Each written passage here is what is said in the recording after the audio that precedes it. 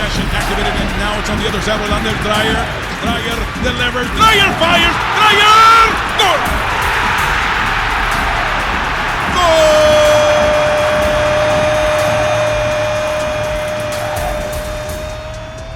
Hello and welcome into the official SDFC podcast. I'm Kaila Burns-Hefner here with Marvell Win. No Sal Zizzo today, but it's okay. We'll be holding down the fort here. Miss you already, Sal. And we have a lot to recap. I know we didn't have a show last week, so we have to recap 3 matches. A lot happened. 3 dubs, by the way. 2 dubs and a tie, but it's all right because we're at home, and I consider it a dub as a defender when we get those shutouts. So I'm not too upset. Nice. Still unbeaten since the last time we were on the air. We were recapping a 5-0 win over FC Dallas. Obviously, reminder, we didn't have a show last week, so now we're going over Sporting Kansas City, St. Louis, and Colorado. How do you feel? Again, overall, I'm pretty happy. I mean, if you look at we're basically playing almost like our best football because we're I can see kind of the mix of the start of the year where we, just play out of pressure thoroughly. And now it's more of we play through pressure when we need to, and then we expand the game and spread it out when we have to, when we get the opportunity. And I think these long balls, switching the point of attack, have been very successful. Getting Anders on his runs and behind, looking for Chucky, Mighton also out there making runs out of the players. We're definitely showing that we can possess the ball, obviously, and we can also put the ball in behind. So we're making it very difficult for other teams to try to play against us. I mean, I was unable to go to the game this last Saturday, but listening to the commentators, they still refer to us as like, they need to break them down. This is what they need to do. This is what they need to do. So it's definitely out there that we are a team that's difficult to break down, difficult to play against, and pretty solid all around. I mean, we get our chances on goal. We obviously are keeping clean sheets. So we're just kind of a force to be reckoned with.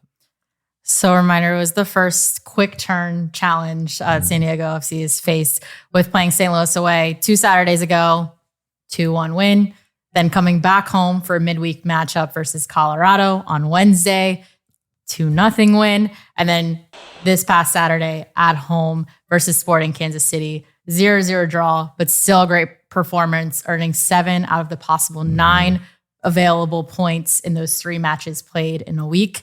This is what Mikey had to say following Saturday's match. Listen, we always want to win every game, and then at home you especially want to win. But I also mentioned yesterday that you have to look at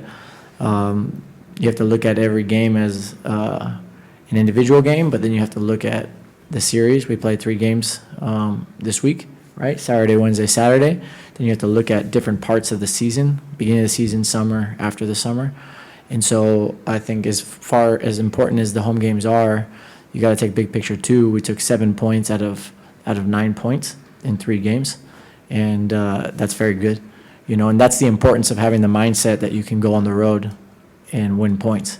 And then the other thing is that we pushed the game, I feel like, pretty hard. I mean, we played with, at the end of the game, we had 2 number 10s on the field, 7, 9, 11. We just had the 4 defenders and number 6, because Oni's an attacking player, Milan's attacking player. We had attacking players all over the field, and we didn't get opened up in transition, right? So even though we were pushing the game, it didn't become a game where all of a sudden we were going to get, where it became really back and forth, and where we were taking unnecessary risks. So I would say that's also a positive. He speaks the truth. I mean, it's amazing seeing how coaches perceive this league and the season as it's changed throughout the years. Before, when you go into preseason, it was honestly run the players into the ground. They got to get ready for the season. And then the season is so many months long, and you feel like near the end of the year there are injuries, people are getting tired.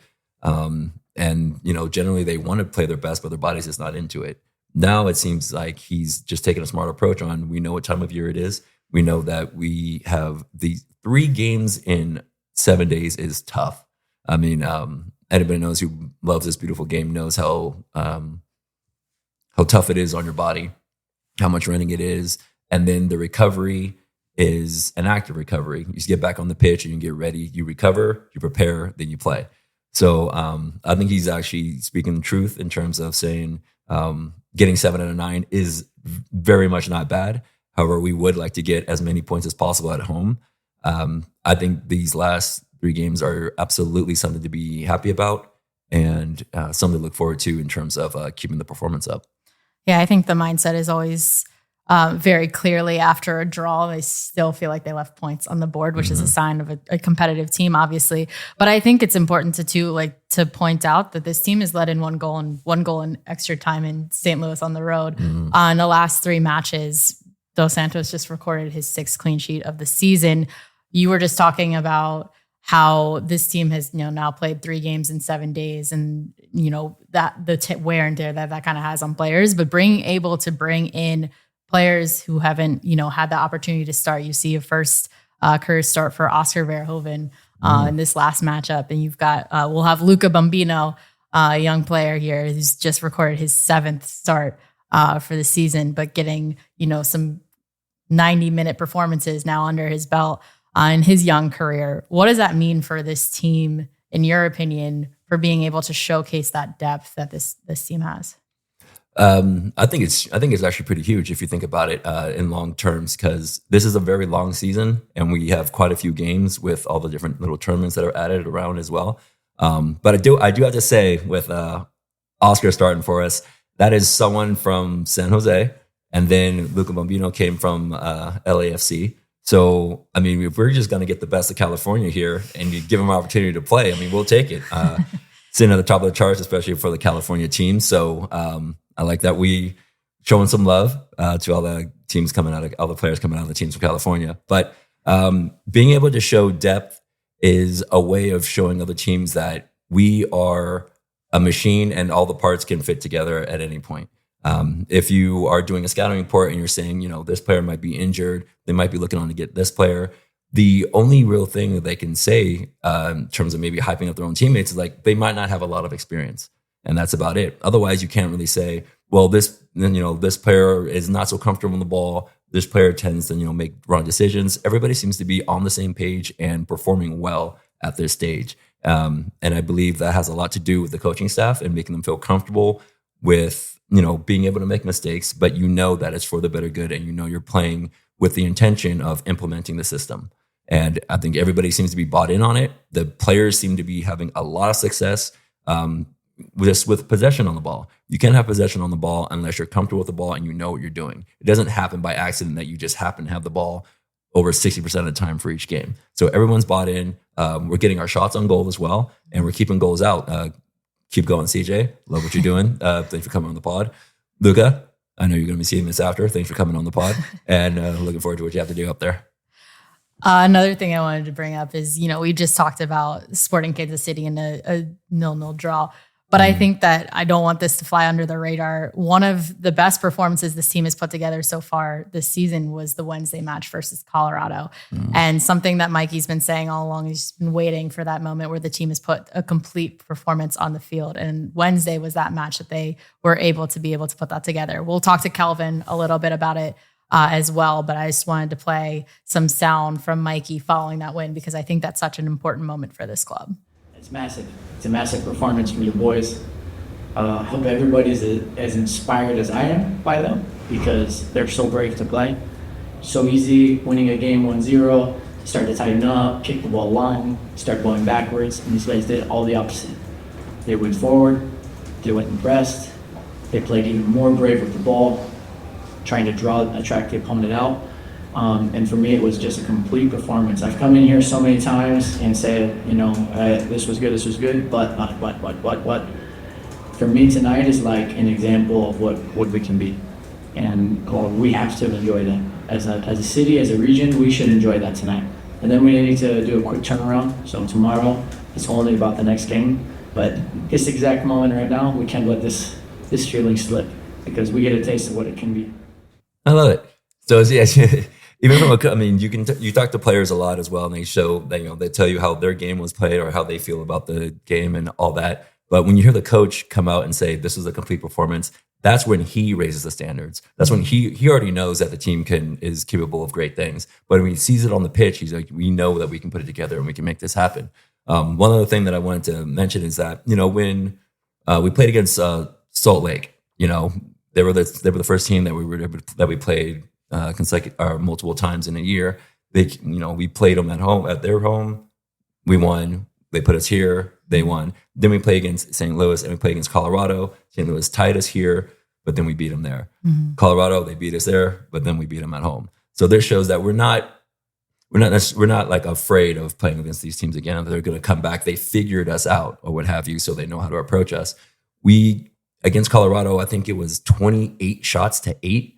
That is, and I mean, talk about an all-around performance. And again, no goals against. So even on the stat sheet, you cannot argue that was not an all-around great performance by the entire squad. And they all bought into the same page. So I mean, that was actually a really fun one to watch as well. It was nerve-wracking because after 28 shots, only 2 go in. You want some more, but it was still good. We'll play another team that we've already faced so far this season as our next home match, LA Galaxy. I know everybody remembers the first match against LA Galaxy, the club's first match in club history, a 2-0 performance up in LA. They'll be here next weekend on Saturday, 1:30 p.m. kickoff. So we'll have a preview of that presented by Alaska Airlines with Kelvin. We'll also have Luca Bombino on the podcast, our most recent man of the match. So please stay tuned to everything that we'll have coming up. As the official specialty insurance partner of San Diego FC, Palomar offers standalone earthquake insurance that protects property and peace of mind. It's crucial to be prepared. Visit plmr.com or contact your insurance agent for a quote. Palomar, reimagining specialty insurance with innovative, creative solutions. Hey everybody, this is Darren Smith. I host a radio show called SDFC Midweek Live. You can hear it Wednesday nights, 6 o'clock on San Diego Sports 760 and anytime on the iHeartRadio app. Join me, Adrian Garcia Marquez, Warren Barton, SDFC players and staff. It's the only hour on local radio dedicated 100% to San Diego Football Club and the beautiful game. Special one here, Bombino.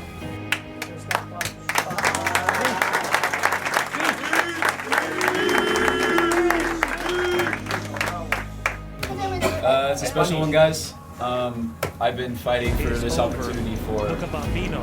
my whole life, like each and every one of you has at one point, and I'm just happy we got the result, and I can't wait to go for more.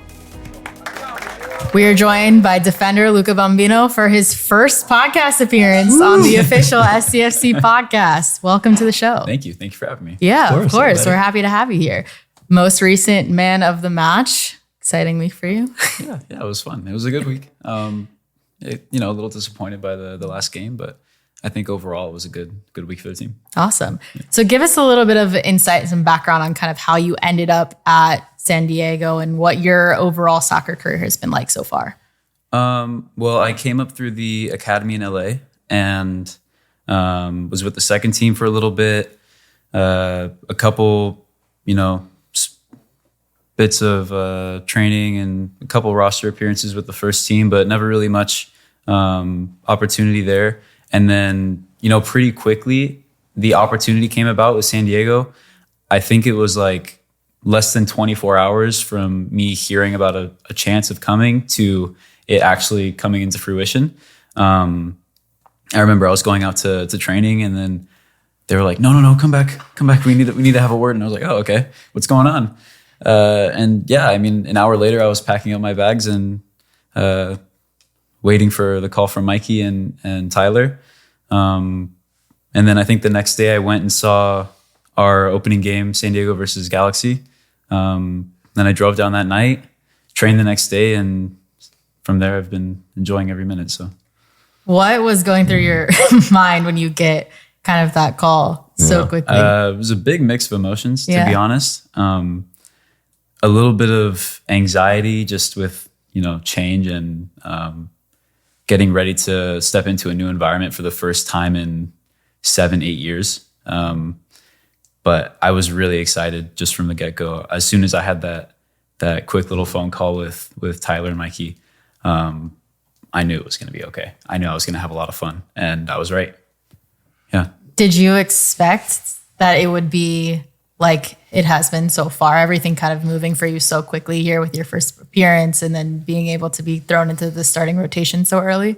No, I didn't think it would be so quick. I I thought there would be a lot more time for adapting and learning the style of play, but the staff and the players around me have been so helpful, just quickly integrating me. I think it took maybe a week or two before I was fully comfortable with every single player on a first name basis, staff included. Right.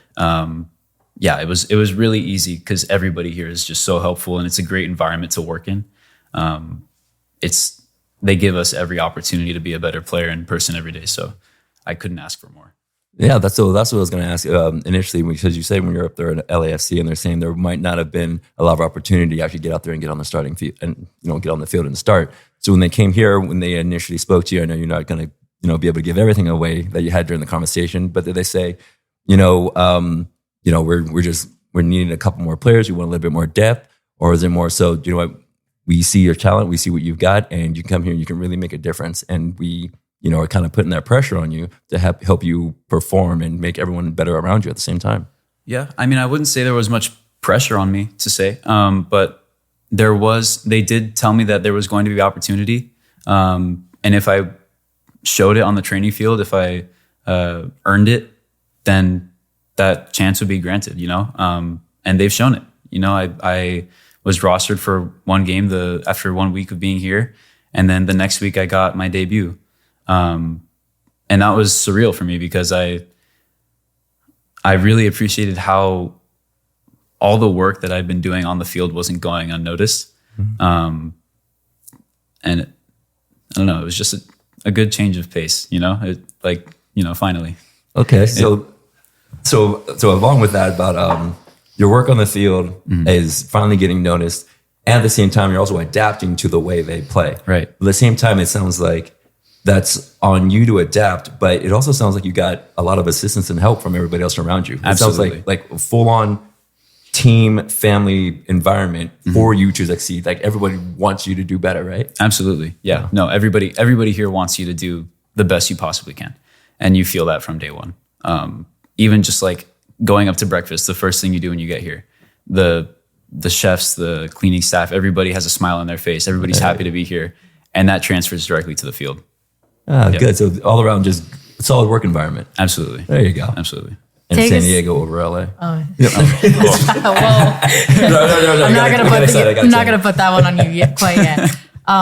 But take us back to the moment you mentioned getting your debut for San Diego, your MLS debut back in RSL. What that moment was like for you. We showed a clip earlier in the podcast of you getting the game ball in the locker room, but just from your experience, just kind of what that moment was like.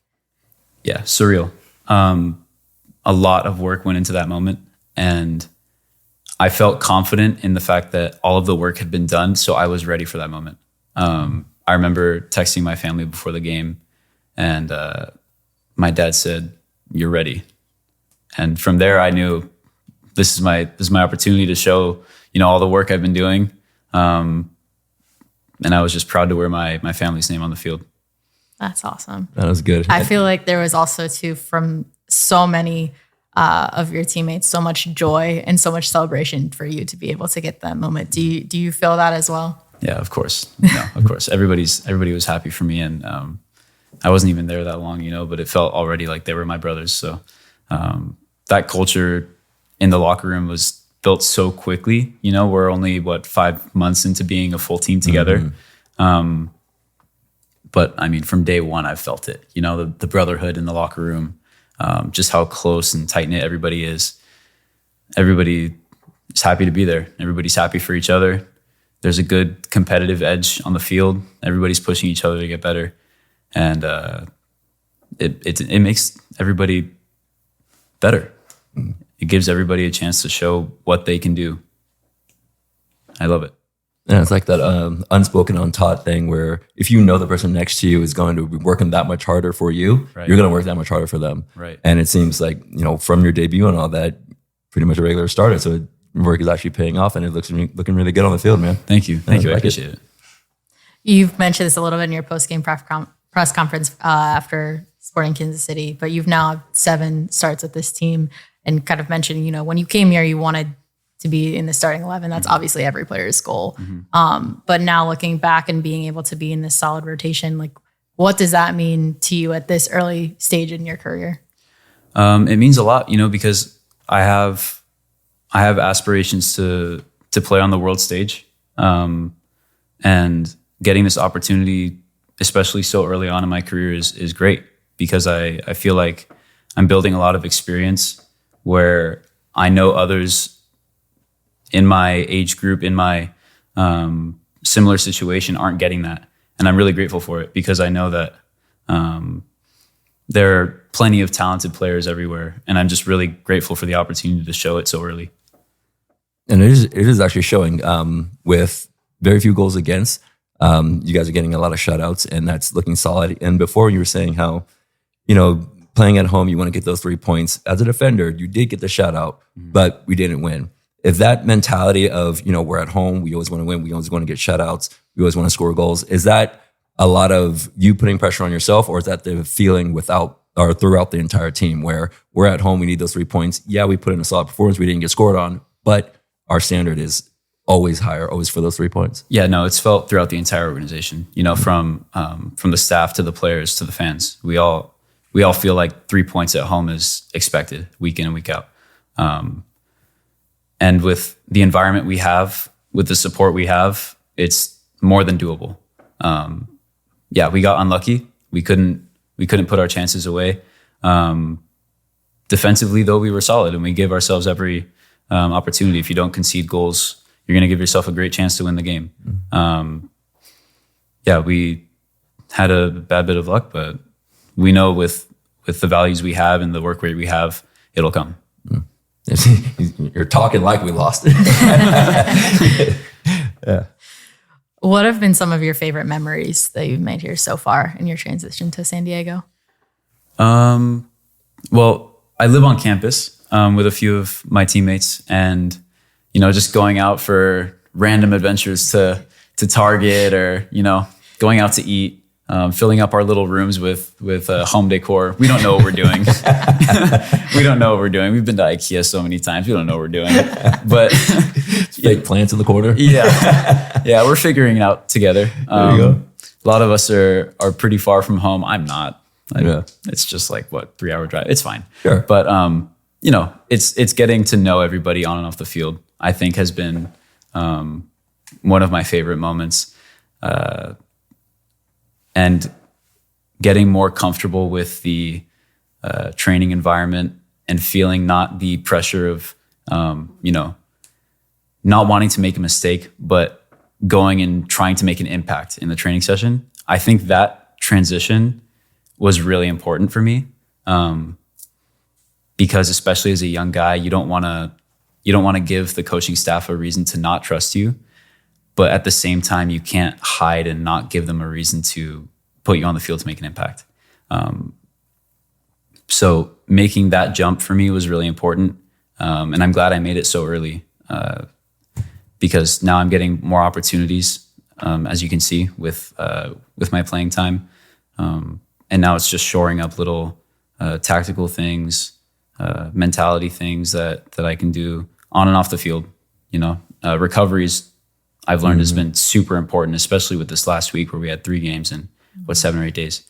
So yeah, I spend almost more time in the medical room than on the field, but it's all part of it, and I'm learning to love it.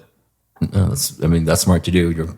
You're only 18, right? Yeah. 18, already in the recovering all the time, but that's going to prolong your career, and it's going to get you ready for each training and each match. So mature mindset.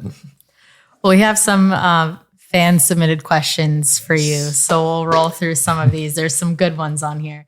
But we'll start off with the first one from Emiliano Valenzuela. What advice would you give to a younger version of yourself? I would say to just keep pushing. There were a few times in especially my academy career where I would almost fear going to training, in a sense that I didn't want to go and make a mistake.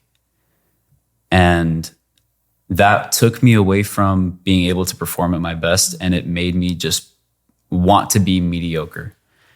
And that's scary, because then what are you playing for? You play for joy, you play for fun. If you're not having fun, then why do it? I think it's really important to remember why you're there, and to go and make the most of every day and every training session, every game. Awesome. It's deep. It's great advice. We've got from Christian Rivas 19, who was your idol growing up, your favorite player? Well, I'm a Juventus fan. And growing up, I watched Paulo Dybala. His flair, his suave, his creativity was just unrivaled for me.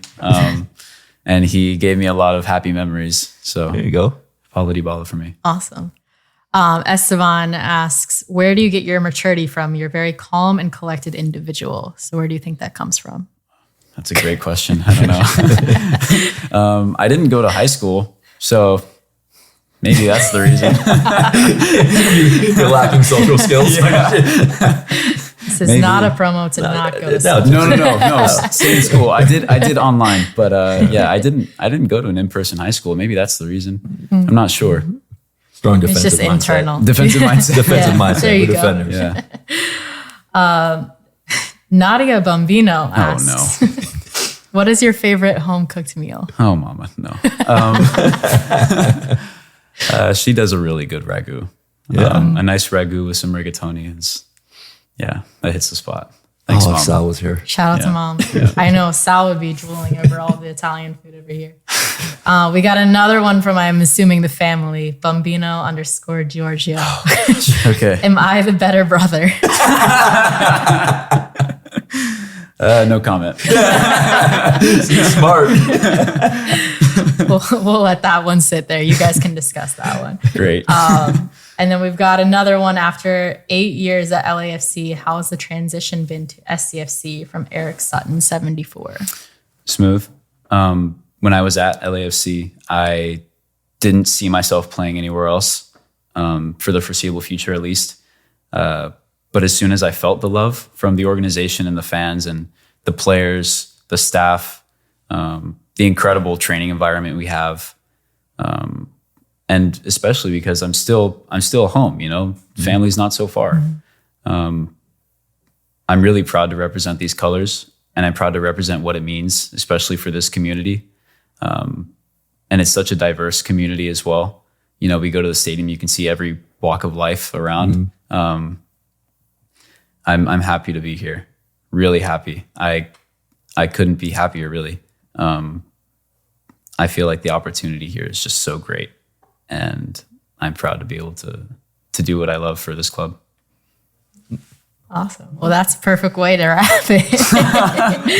Thank you, Luca, for joining the podcast. We really appreciate course. your time. And Yeah, your thank you. insight. Thank And you, congrats guys. on Yeah. everything. Thank you very much, Here, man. Thank Appreciate you. Thank you, guys. Big news from 18 Threads. New merch is available in store and at 18threads.com. So whether you're heading to Snapdragon Stadium or just repping SDFC around town, 18 Threads has you covered. Stop by Mission Valley or shop online at 18threads.com. What's up, everybody? This is Marvell Wynn of the official SDFC podcast. And guess what?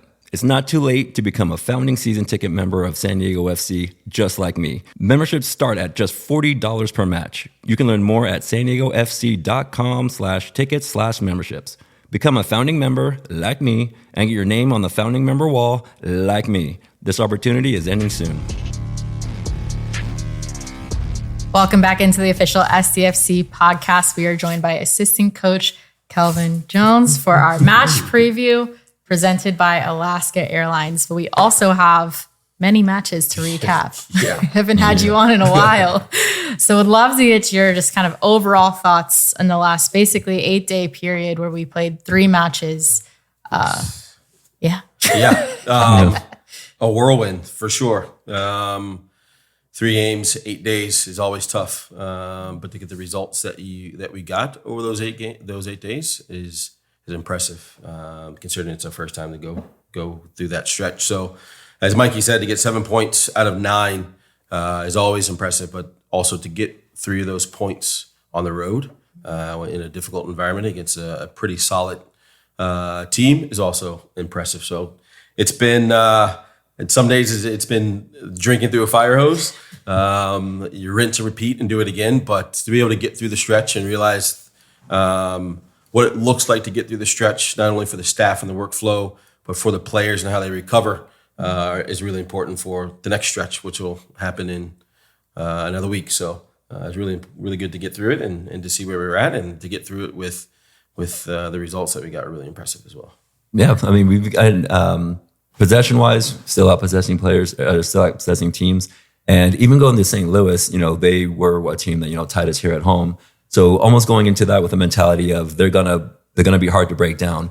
And it took until the 79th minute or so before we scored our goal. So when it comes to playing against certain teams again, knowing that they're going to be defensive and all that, was there a certain way of knowing how to break down St. Louis for that one game? Knowing how they just sat back? Was it more so we need to play them behind, we need to start playing through again, stretch them out, or typical mentality that we go into every game, play our game, wait for opportunities, break them down, and crush them? Yeah, a little bit of both. You're getting to the point now where you're starting to play team twice. So as much as they figured you out, we try to figure them out. And we go into a game expecting to attack in certain areas, obviously continue to do what we do, but attack and play in certain areas. And then they came out and threw a complete wrench and pressed us high up the field, and we didn't see that coming. So credit to them. It caused us some problems as we didn't see it. But the great thing is we've seen a lot of different scenarios, so the group was able to adjust on the fly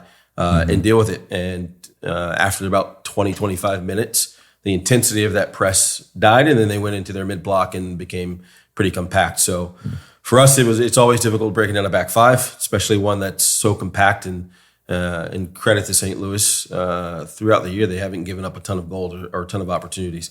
So to take the goal from Milan, which actually came from a good defensive action. It was a good press, won the ball, and a good transition.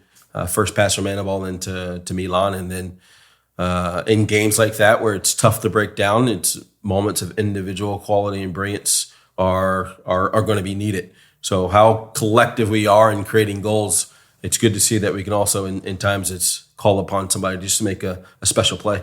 And then the second goal, Anders, I don't think I looked over because I didn't think he was going to shoot, and I was waiting for a cross, and it was in the back of the net. I was like, I'll take it. But it was a good game to be on the road against a difficult opponent, and then two really quality moments from individuals. It opens the game up, and you get the result. And I think it was that game was also the only goal that we gave up, and that was in the set piece out of the 3-game stretch. And no goals in the run of play, knock on wood, is impressive. So, really, really, really proud for how the boys continue to adapt game in and game out. You mentioned adapting to playing a team for the second time this season. Colorado was another team that you faced again, this time at home. 3-2 result on the road in Colorado, but this time turned it around 2-0 in an incredible performance by the team. What was kind of the key there in changing that result? The biggest thing is controlling transition. They punished us away in Colorado in those transition moments. So a big thing from us, knowing that we are going to have a lot of the ball, and getting caught in transition is our Achilles heel. To not get caught in transition is about winning the ball back. So we've harped on counter pressing, and the group was fantastic at winning the ball back. But outside of that, game planned well for the threats that Colorado were. And the flip side of that is if you keep the ball, you don't have to defend. And we had a lot of the ball. And not only a lot of the ball, we created some really good opportunities based on that. They were run ragged. They were exhausted after the end of the match. And as Mikey said, it was probably our first complete performance in which everybody came off the field obviously excited for the win, but felt like there could have been 4, 5, 6 more goals. So it was really good, really good. We were talking about it a little bit earlier. They had 28 shots total, 9 on goal. Or San Diego did on Colorado in that match. Yeah. Great to see. Yeah. Great to see. I think we know that every game is going to be that way. You take from those games, and even though we had the 28 shots, can we create clearer or better opportunities? Can we get into the box in certain areas where we can be more dangerous, where we know more goals are scored from, or certain areas on the field where we know a majority of assists come from? So we can still be much more efficient in the way that we play. But knowing that we were able to create these opportunities it's a great sign for us. And like Bombino said, we're 18 weeks into this project, and to say that we can evolve in the ways that we want to evolve already are I think pretty special. I guess altitude didn't really help them out very much coming down sea level, did it? I mean, no matter altitude Marv training would or know. not, altitude training or not, if you're running around for 90 minutes, you're going to get tired and you're going to get 28 shots against you. And only 2 of them going to go in. But guess what? We're going to become more efficient with that. And so in training throughout the week, because I'm curious about, because transition is our Achilles heel and all that stuff. When it comes to training sessions throughout the week, how big of a focus point is that? It's not just based on, they were going against this team and they're good on the counters, but just weekly. And is it more of a earlier in the week type of, because it's a difficult training session for that? Or is it later on in the week, just make sure we're getting our positions right, getting back, pause, going forward, pause? Like how centralized of a focus is, something like our Achilles heel? It's in everything that we do, in every activity, whether it's a rondo, where it's a 10v10 grid, or it's an 11v11. For us, the counter pressing happens close to the ball. So what are the reactions of the 3-4 closest players to the ball to hunt and win the ball back? And once that's broken, then yes, we can look to transition and get our shape, which equates for bigger field space. But it's literally in everything that we do. If we can win the ball back closest to where we lost it, especially for us, most likely we're going to be closer to the goal. And they are going to have a moment where they're probably expanding because they feel like they have the possession. And if you can counterattack off that, just like we did Milan's goal in St. Louis, you're going to create opportunities. So it's been a big focus over the last 2 weeks, and you've got so many games in the last 2 weeks, and you're not able to really train like you have been if you're one game in the week. That's why it's really important to focus on it in everything that we do. And it was a real big focus literally in the rondos or the possession games that we had where they're not longer distances or durations because you got a quick turnaround, and they're not big spaces because the guys have to prepare for another game. But it's more the reaction of those few players and then the mentality to do so. Yeah, it's like you play the whole game no matter what drill you're playing. Yeah. You play the whole game no matter what drill. Yeah. I got that. So looking ahead to this weekend, Galaxy, we're seeing another team for another time. Yeah. But this one I think is one of those teams that a lot of the fans have circled, obviously, is the first game in club history. What can you just tell us about preparing for this matchup? Yeah, in terms of preparing, it's like we've always talked about. It's doing what we do, but to be better at it. But we also have to be mindful. Like, yes, they haven't won, but they're still a good team and good players. So they are always going to be dangerous. And when you play a team from LA, moving forward, it's always going to be a big game. It's going to be a big match. And for them, they have the quality where one result that goes their way can also change their entire season. So the mentality for us is it's get the derby win and continue for us to move forward, and they're going to have to work hard to get the result. I don't think, again, nothing changes for us. We have to be a bit better. Even though it was the first game of the season, there's still a lot to take away from that in terms of how we want to play and areas that we want to exploit and the way that they play. Obviously, we'll watch the recent games in which they've played, but again, a lot of it's not about changing anything that we do. Can we be more efficient and better at the things that we do?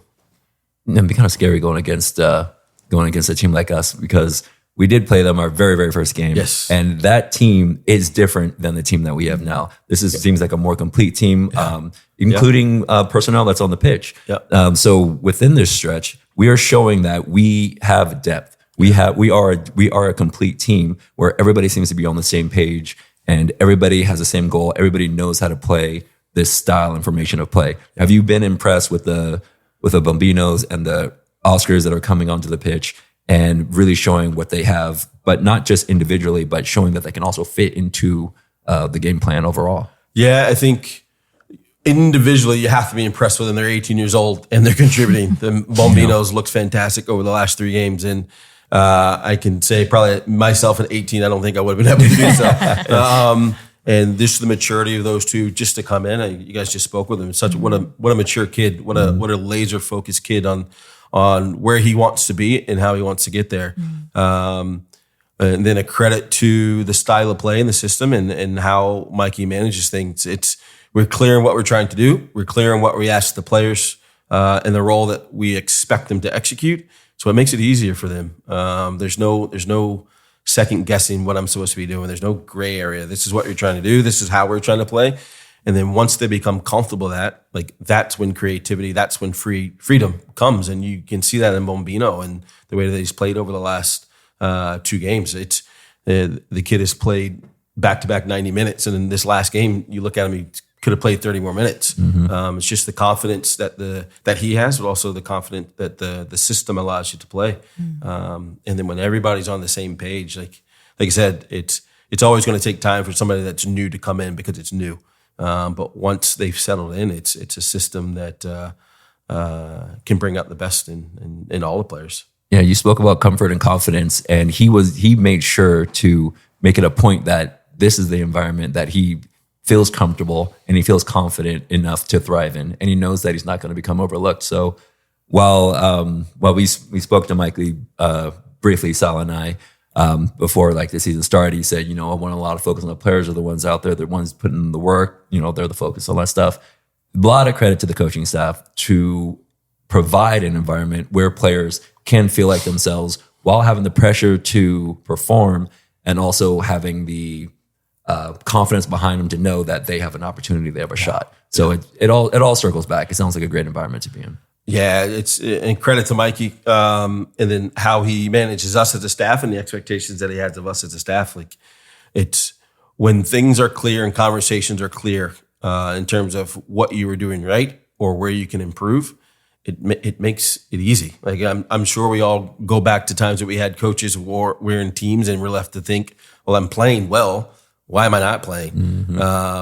The coach hasn't said anything, and I'm left in my own head. It was like, all right, well, maybe I'm not doing that well. Yeah.